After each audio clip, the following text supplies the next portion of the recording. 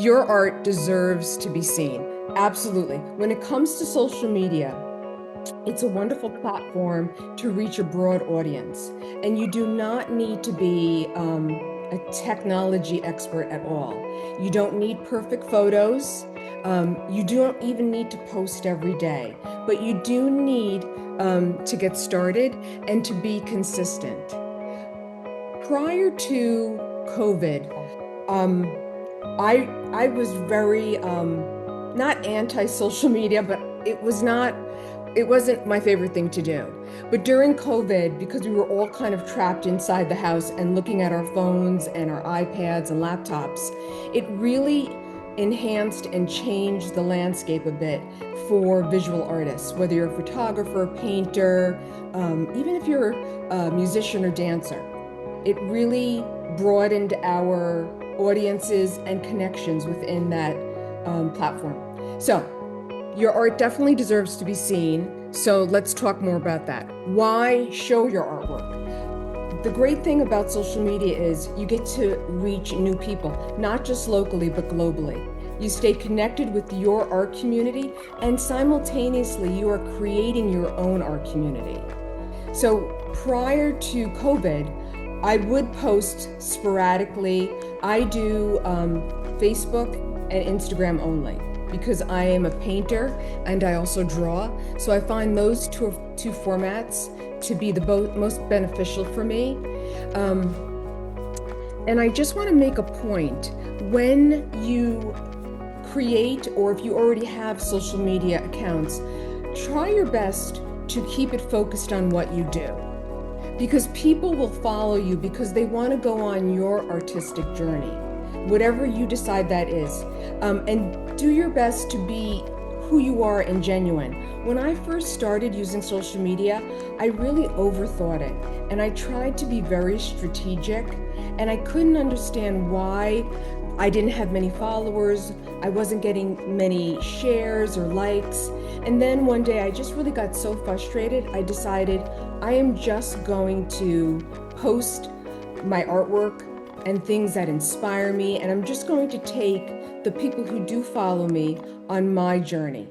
And once I started being genuine and more sincere and less strategic, that's when everything changed for me.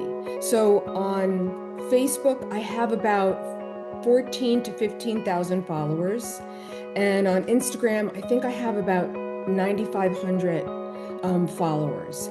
And those numbers skyrocketed once I just started really just talking like myself on social media. That made all the difference. And I was so glad that I kind of got true to myself. And it made posting that much easier. And also, as I've written here, why show your work? Because it does help build relationship with collectors. Over time, I have certain people who will buy my work through social media, and they found me because of social media. And it's just been a wonderful experience.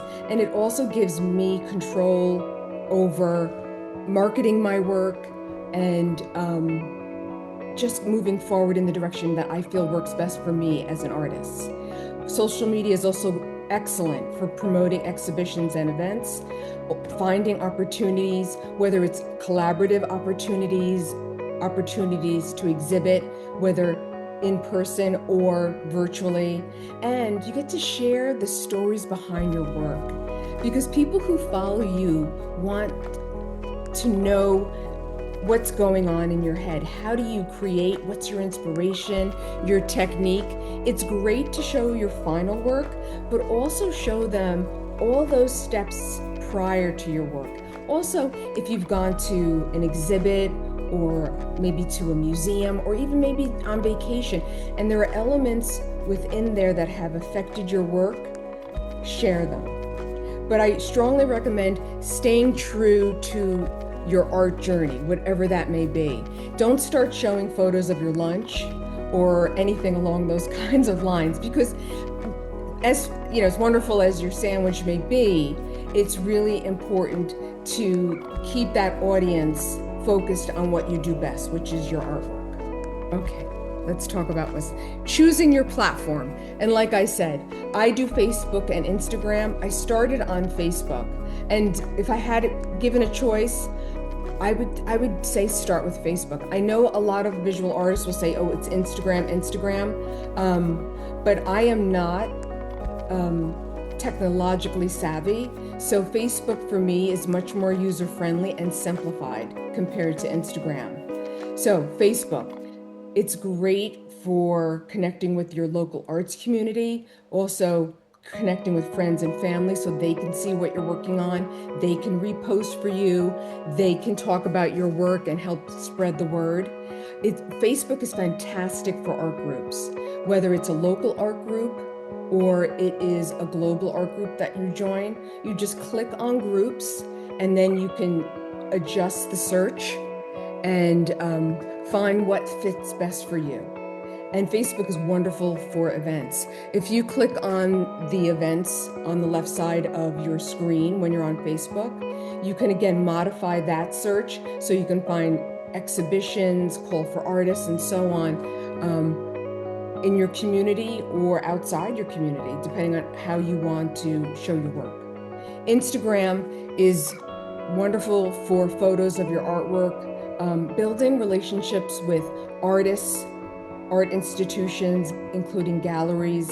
You can reach collectors, I think, a little bit easier through Instagram.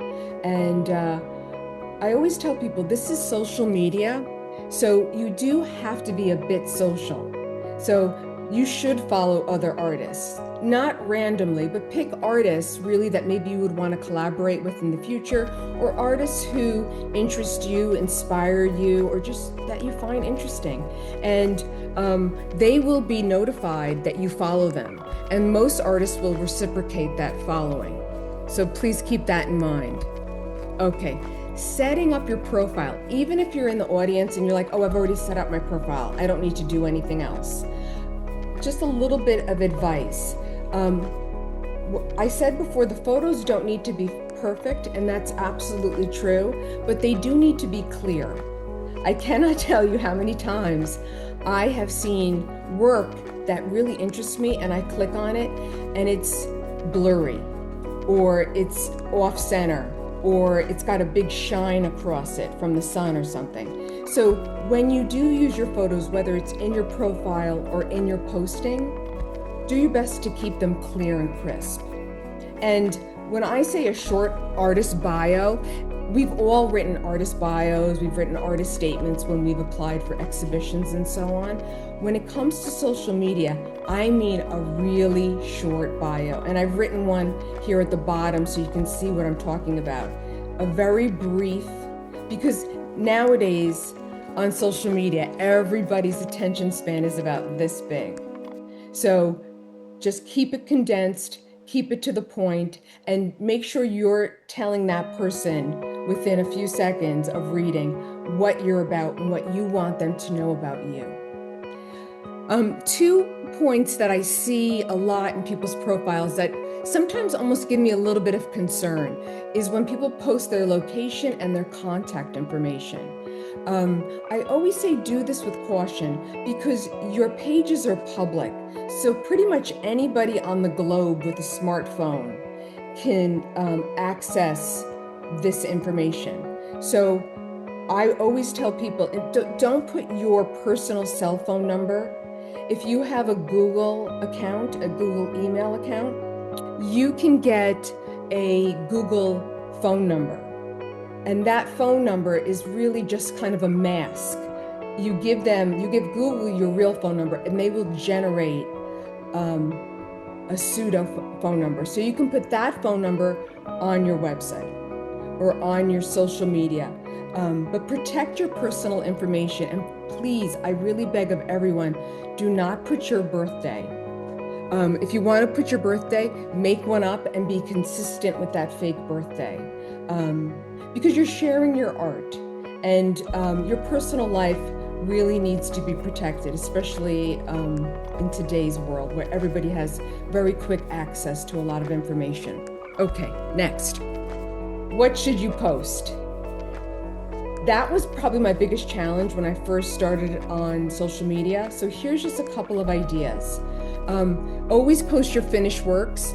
If you don't, I know a lot of people are worried that somebody might steal that image.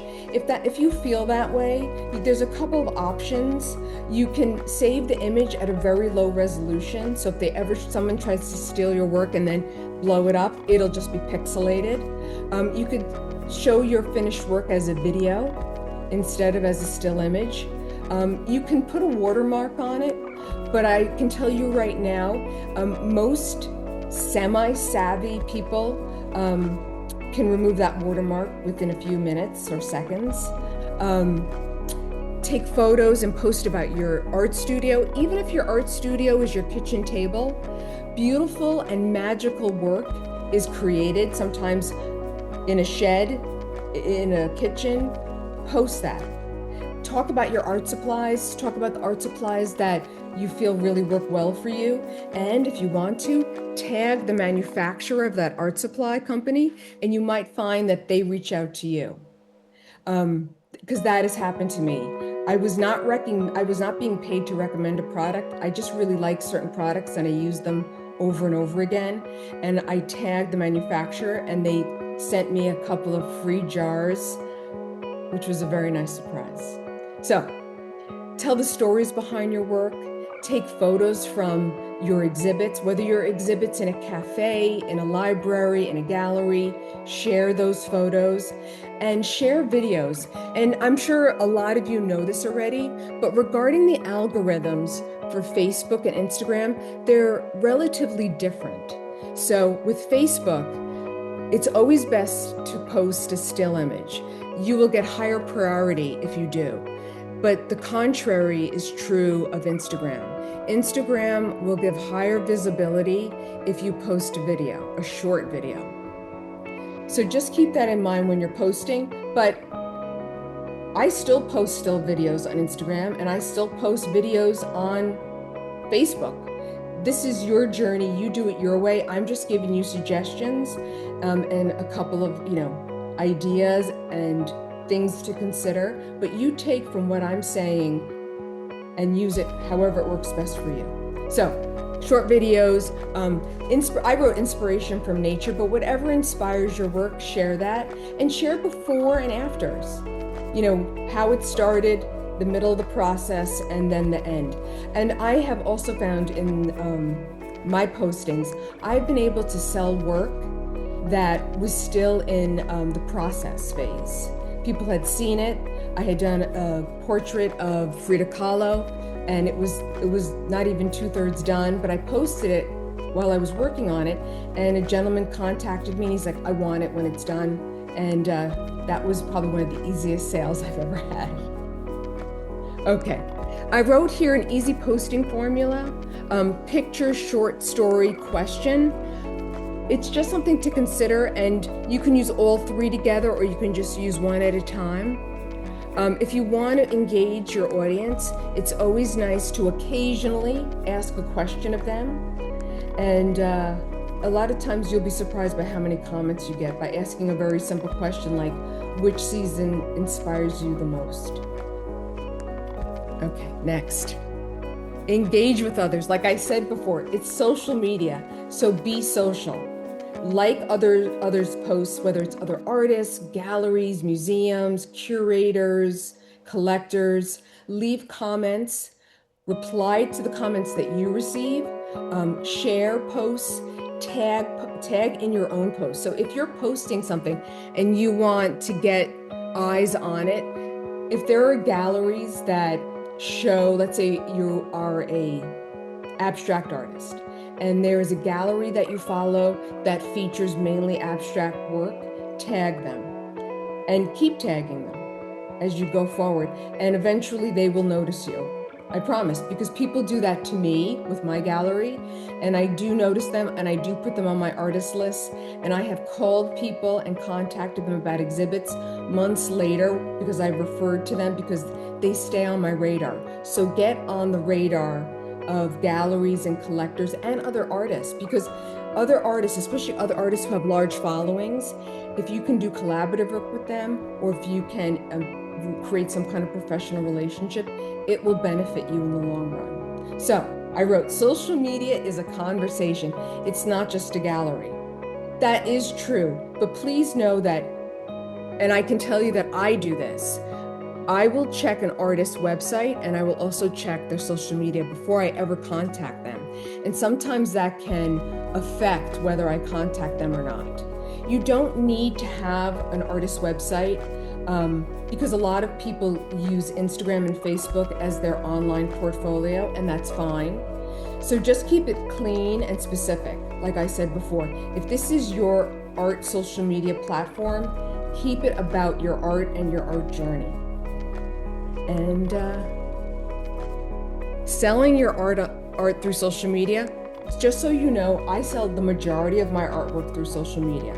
So ways to sell: announce your new artwork, share your upcoming shows and exhibits, because we all know seeing art in person, nothing beats that. It's a powerful experience, and if someone is following you, you have built up their interest already, and then they go to see your work in person. And that's generally, when a sale can happen. Accept commissions, and if you do accept commissions, please, please, please always use a contract. There are plenty of contract templates on the internet that are free to use. You just modify them for your own purpose. But I cannot tell you how important that is, because if you have a client you're working for, you need to have a meeting of the minds before you start doing the actual work. And connect with local galleries. That's how you can also sell your work. And like I said prior, tag them. Also comment on their exhibits, go to their receptions. Because really, being in the art world is a lot about our relationships, and social media is a perfect way to create and enhance the relationships you may already have and start new ones as well.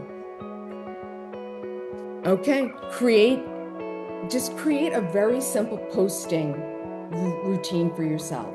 And I've given you a couple of examples here, but honestly, even if you post once a week, it will make a difference. The key to it is consistency. If you're going to post once a week, post every week. Make sure. And you don't have to do it, like a lot of times what I will do is on a Sunday night when my life is kind of quieter, I will sit and I will do my week's postings, because Instagram and Facebook allow you to set a timer. So you can tell Instagram and Facebook, please post this on Tuesday at 3 o'clock. And so you don't need to post it immediately. You can post in advance and let Instagram and Facebook do the work for you. Make sure you put your websites on your social media. And if you end up doing Instagram and Facebook, you can link them. So if you link them, when you post on one, it'll automatically post it on your other platform for you. So again, the work is being done for you. And finally, what would you like people to know about your artwork? Think of social media as an extension of your studio or gallery. Instead of waiting for someone to walk into an exhibition, you can invite people into your creative world. One platform used consistently is much better than 4 platforms that you never use. So pick the social media platform that's easiest for you, most convenient, and just be consistent. So thank you, everybody. Okay, Michael, you're up next. There weren't any questions, were there? Michael, can you hear me? Yep, I'm here. Were there any questions? No. Okay, so Michael, I'm going to stop sharing. You take it away. Okay. Hello, I'm Michael Kraft. I am a promotions manager and resident artist at Wilton Artworks Gallery. I'm also a promotions manager at Broward Art Guild as well.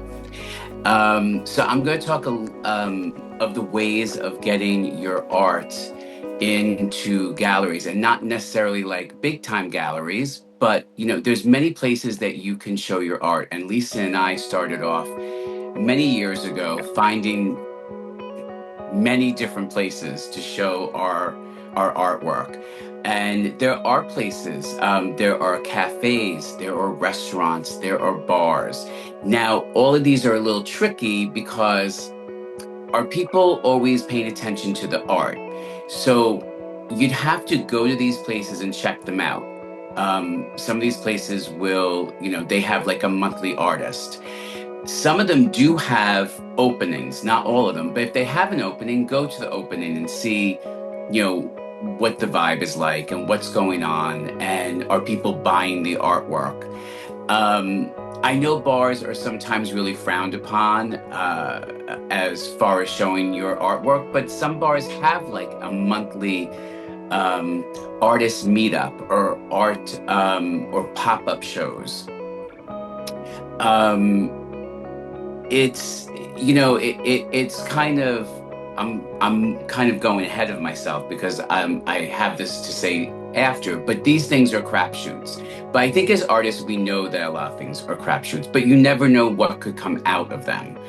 Now, as far as smaller galleries, now the gallery that I am a resident artist in, there are 8 of us resident artists, and we have wall space for a guest artist. We have a guest artist every 2 weeks. It's a very fast-paced environment, but it's also a way of getting people in and new people in to see artwork. So that's another way of getting your art out there. And in our case, we of course look for artists that we admire and appreciate and like their artwork, but maybe not so much as like some of the larger galleries that are really specific on what they're looking for. We just want a talented artist that wants to show their work, and it's a good opportunity for them to have their own show. We're not curating it unless you want us to. So you pick what you want. We're not censoring your work either. When you go to bars, restaurants, and stuff like that, depending on your artwork, it might have to be censored. Also, I forgot about libraries. Libraries, we did a lot of shows in libraries, and they also look for artists as well.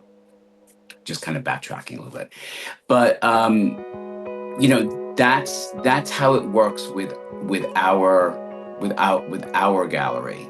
And I think there must be other places that have this opportunity for artists to, get exposure. The place I work part-time at, Broward Art Guild, their last week of the month is also open for artists to have their own art show. And once again, it's the same deal. They show what they want. If they want us to curate it, that's fine.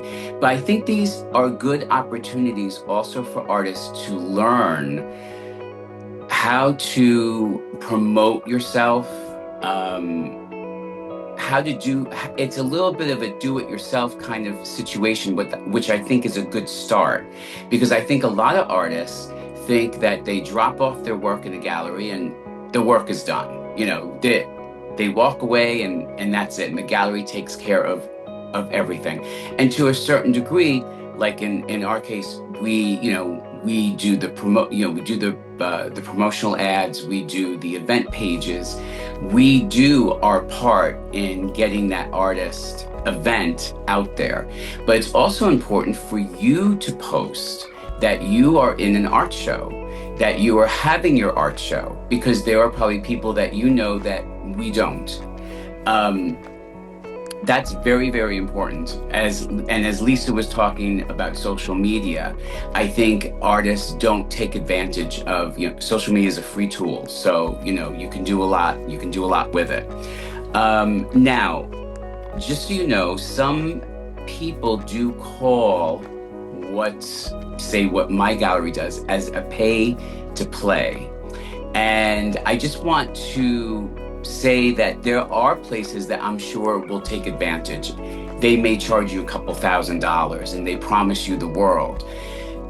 Most of us who charge, like in our case, we charge, but we do not take a percentage of your sales. That is, your sales are your own. You handle your own sales. Michael. Yes. Quickly. Sure. That cannot be negotiated. What the the price and or what you'll do for the artist? Is there any elbow room there? Um, we haven't really dealt with that at the moment, so I'm not really sure how to answer it. Um, I mean, in as far as Wilton, no. I mean, our set price is our set price. Is that what you mean? You mean instead of charging, taking a cut of what the artist? Right. Um, yeah, we don't really do that. We every now and then we have done it depending on the artist, but basically it's a set fee because it's just to be fair to everybody, Right. so that everyone is treated the same. Also, some people have written some very good suggestions for places to exhibit work that are free. Doctors' offices, um, Mhm. hospitals. Yeah, yeah, this is so you can kind of make an art exhibit if you've got a public place that's willing to support you in that. Absolutely, and there are also community centers as well. Lisa and I did a show at the Nyack Community Center years ago. Um, those are kind of tough because it's really like a pop-up show. It's going to be like a pop-up show, I think, in most cases, because you have a few hours. So you gotta get in there, set up, and get it done in a couple hours. But that's also a good place to check out. Um, let's see. So, and also in our case, like we do an opening, we have the opening reception for the artist. Some things are uh, up to the artist to get, like little snacks. We provide the most important thing, the wine and the water. And we also offer artists to have an artist talk, or if they're a little shy, they've done an art. Oh, Lisa, help me. I've lost my train of thought. An art demo. That was it. Art Oh, demo. If they're a little shy with art, with like artist talks. In our case, we let the artist do whatever they need to do. When we're open, they want to have more people come in, that's fine if they can't make it to the opening reception. Um, Another thing you can enter is juried shows. If you don't want the pressure of having your own show, there's always juried shows that galleries have, and it's, of course, it's like interesting because you get to meet a lot of people, because usually there's probably anywhere from 20 to 50 artists in these shows. So you get to meet other artists, you get to see how the gallery runs. Maybe not all of them are going to be your fit, but it's worth it to enter. Usually it's three pieces for a set price. There's usually prizes, so you get like a first, second, third, which is always fun. And you never know, you may sell there as well. Um, there's also art fairs and art walks, which can be tricky because of weather. I know. Um, but it's also good. A lot of these things I think are good because you get to make connections. And I think that's very important. And one thing I want to say before I even forget, artists, go to shows that aren't always yours. A lot of artists, and I've heard artists, I work in galleries and I hear people say, "Oh, are you coming to the opening this Saturday?" And they're like, "Oh, I'm not in that one." I understand, we all have lives and we can't get to everything. But if you can make it, go. Show your support. You don't know who you might meet there. You may meet somebody that, where you get an opportunity to show your work someplace else. It doesn't always happen, but it's an opportunity that you may miss by staying home. Staying home does not get your artwork out there. A lot of artists, they don't seem to go to openings, and I have to say I run myself ragged going to openings a lot of times. And I've made a lot of connections, and I've made a lot of friends too. I think that's also important, that we have friends in the art world. Okay, so then there's also traditional galleries. And one of the biggest mistakes that artists may make is contacting every gallery that they find. You don't have to do that. Visit the galleries and see which ones you think may be a good fit.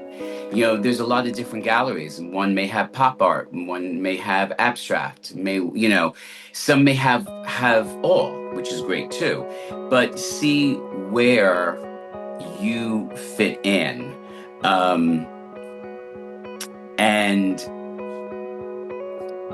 also spend time at the gallery before you contact them, and check out their website for the submission instructions, because every gallery will have a different submission rules and stuff. So you will need like an artist package. So like an artist statement, an artist biography, your current resume or CV, 10 to 20 strong artwork images. If in this case, it is important to have good photos of your artwork done. They should not have, like the curtains in the background or anything like that.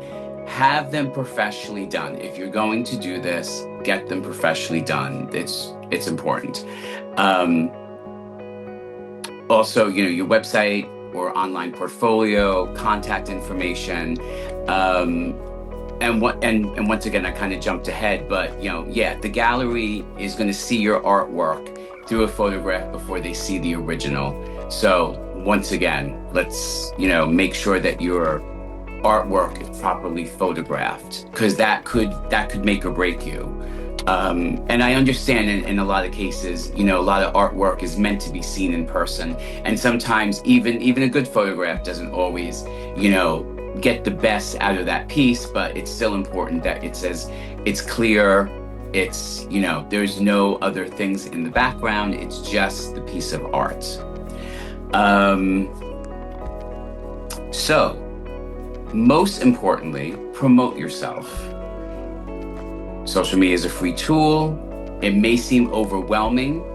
I know for me it is at times, because it just seems like there's so much things, hashtags and tagging and all that stuff. But get yourself into a groove, and once again, even in those, to jump back to the jury art shows, you're one of maybe 30 or 40 people in that show, but still promote that show.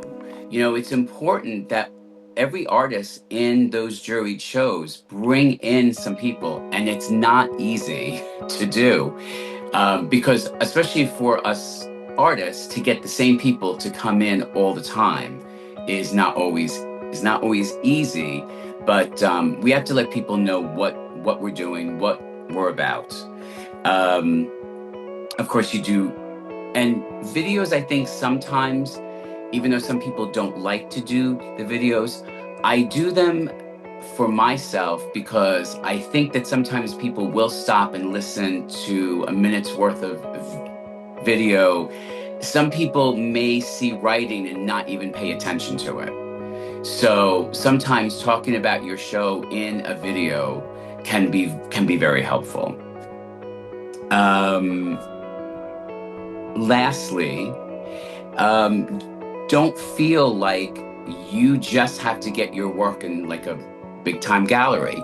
I know quite a few people down here. I'm in Fort Lauderdale, Florida, and there are quite a few people that are not represented by any particular gallery and do very well on their own. What I call, they've gotten themselves in a groove and they sell, and they're part of shows. They do a lot of social media, of course, So I think that's the most important thing, is that don't feel that if you don't get into those bigger galleries that there isn't an outlet for your artwork. That's why I talked about so many of these other things that you can do to get your artwork seen. So I think I'm done. With any questions or not? No questions. Okay. Oh, and and now I am handing it over to financial educator David Maurice Sharp. Thank you, Michael. Let me go ahead and share my screen, and then I'll tell you all a little bit about me. So I was a modern dancer here in New York for many years. I danced with people like Lucinda Childs, Mimi Gerard, Rachel Lampert, Anna Sokolow. It's probably not going to be surprising to many of you that modern dancers are not some of the most highly compensated artists out there. So I was always kind of looking for other ways to make some extra money to pay my bills, et cetera, et cetera. I had just finished doing a production of Cabaret up at the old Dairy and Dinner Theater outside of New York, and was starting to think about, okay, what's my next step going to be? And a friend recommended that I sign up with the temp agency because I would have some flexibility and I would be able to kind of still go to rehearsals and go to auditions and things like that. So the temp agency sent me to interview with a Wall Street firm, and it was a firm that worked on things like corporate takeovers and proxy fights and things I knew nothing about. It was the first time I had ever been on Wall Street. I went into this interview with my resume that had Cabaret at the top and all of my modern dance experience on the resume. The woman who interviewed me brought me in and said, "So what do you know about Wall Street?" And I said, "Absolutely nothing that I can learn." And she said, "Okay, well, tell me about Cabaret." And we spent the next 20 minutes talking about my dance career. And so I left there thinking, well, that was interesting and going nowhere fast. But by the time I got home, the agency had left a message for me saying that the firm wanted me to start as soon as I could. So I ended up working at this firm and learning about Wall Street. They gave me a very flexible schedule, so I was able to go to auditions. I even went on tour a few times with a couple companies. The side benefit was that I learned a lot about investing, and particularly in the stock market, but also in the bond market to a lesser extent.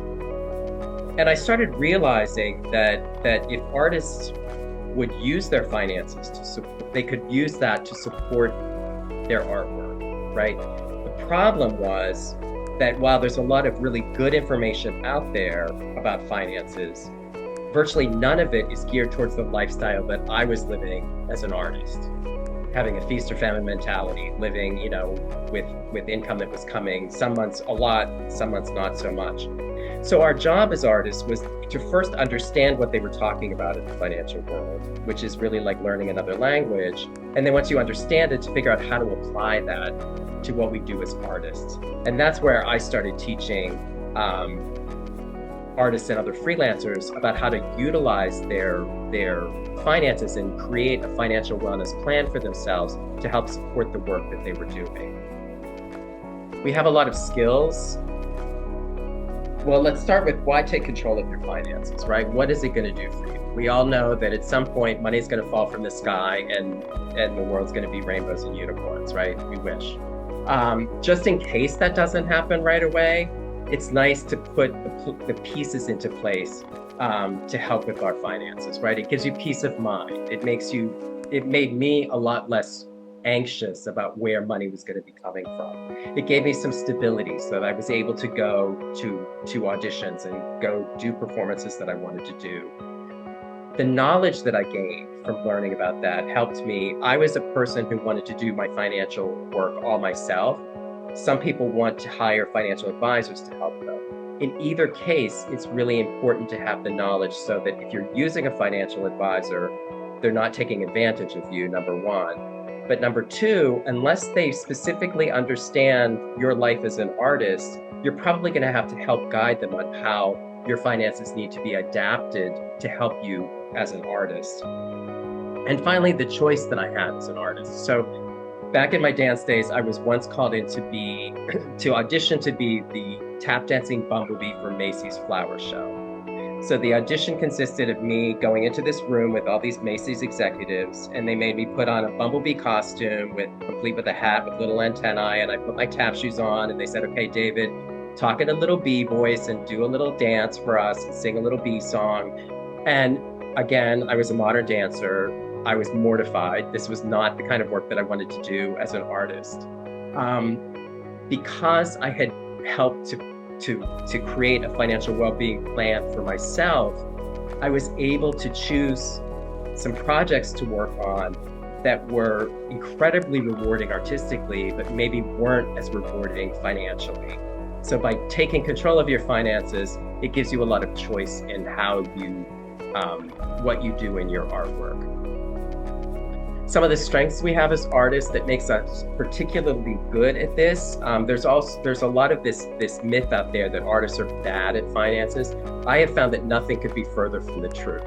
We have a lot of strengths that make us really good at this. Again, we just have to find the right pathway. One is our creativity.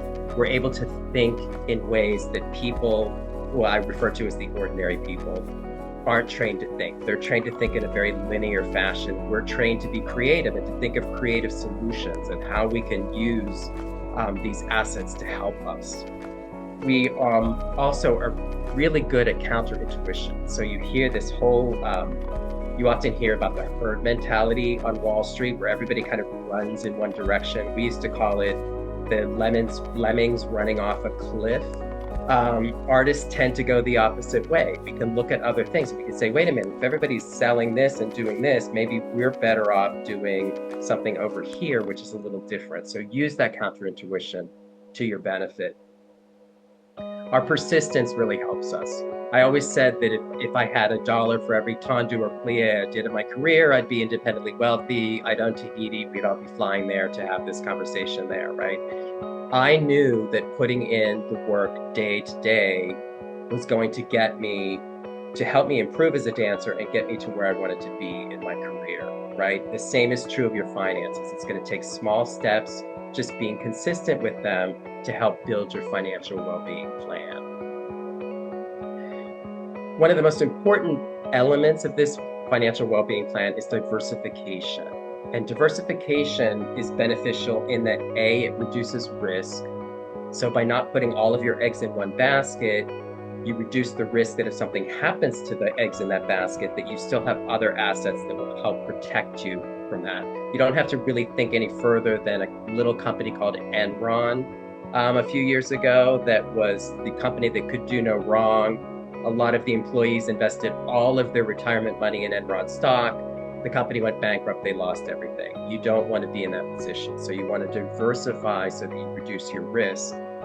But also importantly, different kinds of assets in the market fluctuate differently and at different times. So while one asset may be doing really well at any given moment, maybe another asset isn't doing so well. A few years later, that can change. So the more diversified you are, the more likely you are to have exposure to the asset that's doing well at any given time.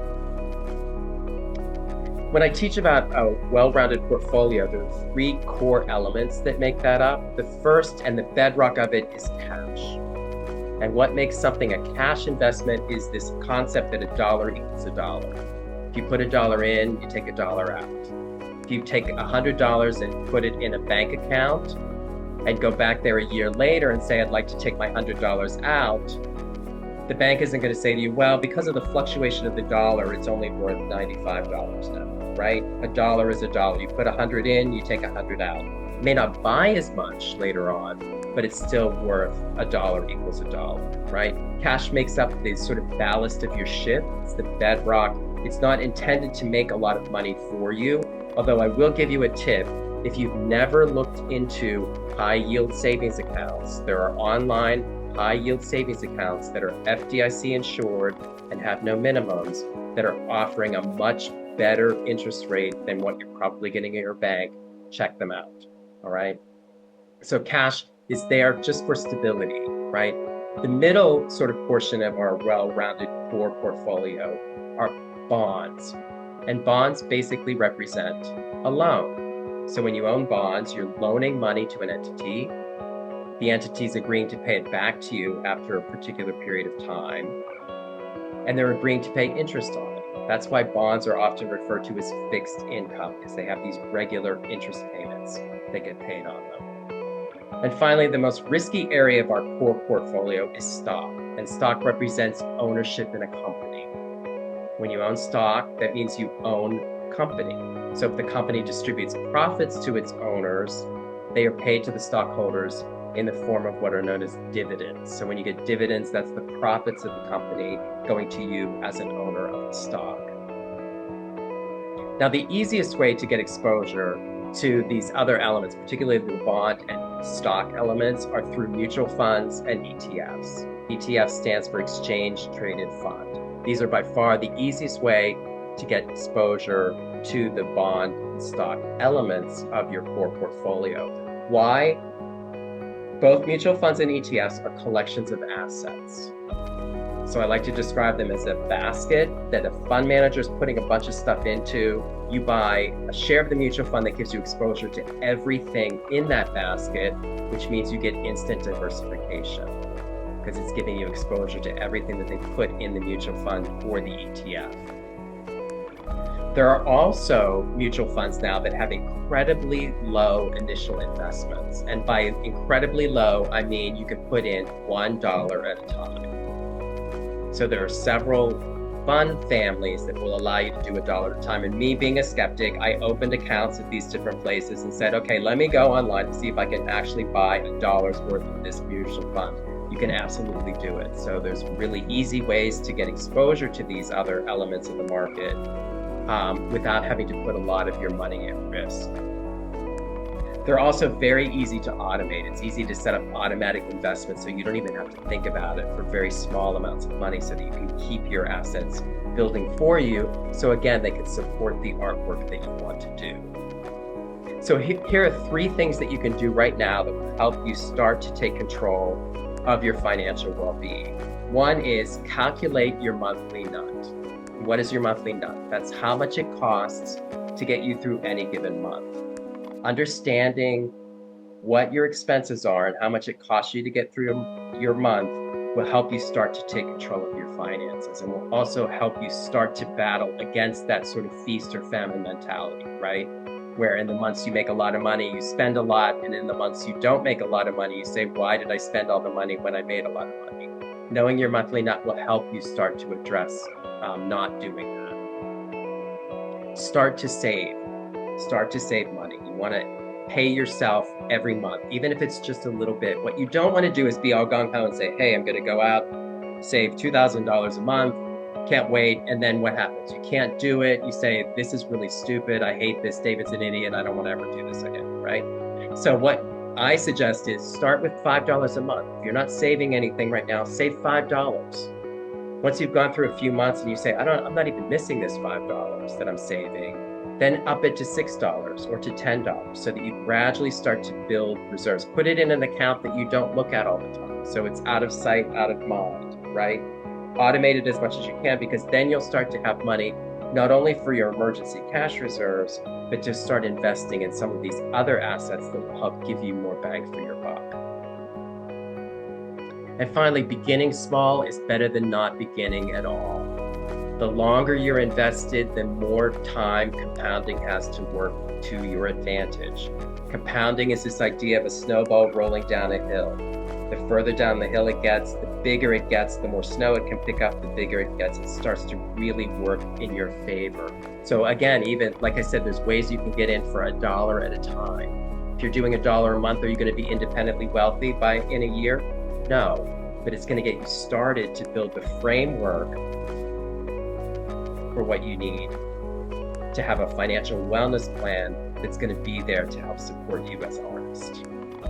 Then here's all my contact information.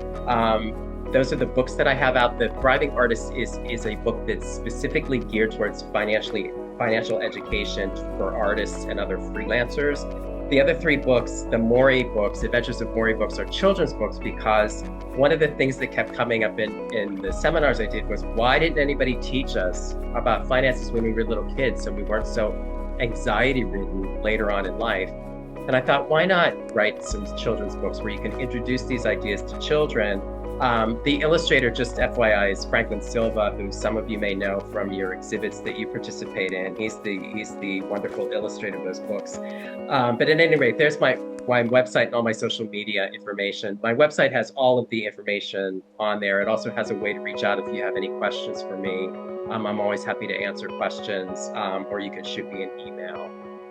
So I know that's kind of a quick, high-level way of thinking about your finances, but hopefully I can just tell you that as an artist, it really changed how I approached my art, to have control of my finances, to not feel like I was always chasing after them. I never felt like I was having to expend undue time, like I was really able to focus my time on what I wanted to do as an artist, but I was able to set it up in a way that it helped support the work that I wanted to do as an artist. And you can do it. We often hear that artists shouldn't understand this. I completely disagree with that. I think it's totally within our ability to understand it and our ability as creatives to make it actually really work for us. Thank you, David. And thank you, Michael. And thank you, everyone in the audience. Like I